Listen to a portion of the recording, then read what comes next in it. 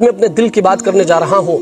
یہ باتیں اگرچہ کڑوی ہے لیکن حقیقت یہ ہے، آج مولوی کا بیٹا مولوی بننا نہیں چاہتا، آج امام کا بیٹا امام بننا نہیں چاہتا. کیوں؟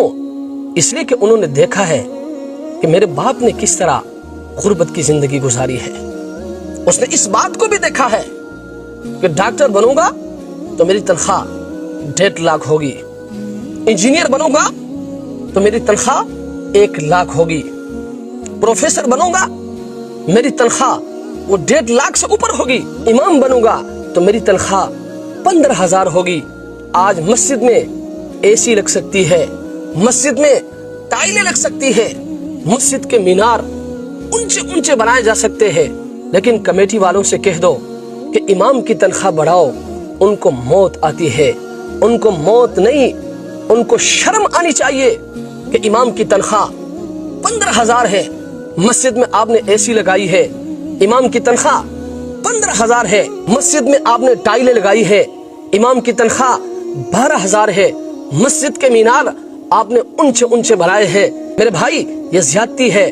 آج محتمم صاحب کہتا ہے اخلاص کے ساتھ کام کرو. خود محتمم کو دیکھو تو بڑی بڑی گاڑیوں میں گھومتا ہے، ان کے بچوں کو دیکھو بڑی بڑی گاڑیوں میں گھومتے ہیں، اور معلم کو، مدرس کو یہ چورن بیچتا ہے کہ اخلاص کے ساتھ کام کرو. ہمارے اکابرین نے اخلاص کے ساتھ کام کی ہے. ان کی تنخواہیں 5 روپے تھی، 50 روپے تھی، 10 روپے پر وہ کام کرتے تھے، 75 روپے پر وہ کام کرتے تھے. میرے بھائی اکابر نے تنخواہیں نہیں گھٹائی ہے. آپ اکابر پر بات کر کے یہ ظلم نہ کریں، یہ بھی آپ کی زیادتی ہے. اکابر نے تنخواہیں نہیں گھٹائی ہے، اکابر کی تنخواہیں وقت کے معیار کے مطابق تھی. آئیے میں آپ کو دکھاتا ہوں. حضرت مولانا قاسم نانوتوی رحمۃ اللہ علیہ سوانح قاسمی کے مطابق آپ 10 روپے کے اجرت پر کام کیا کرتے تھے، اور اس وقت 10 روپے میں ایک بھینس خریدی جا سکتی تھی. آج کے حساب کے مطابق یہ تنخواہ تقریباً 1.5 لاکھ سے زائد بنتی ہے.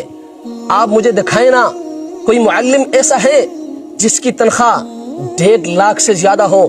آپ مجھے بتائیں نا کوئی مدرس ایسا ہے جس کی تنخواہ 1.5 لاکھ سے زیادہ ہو.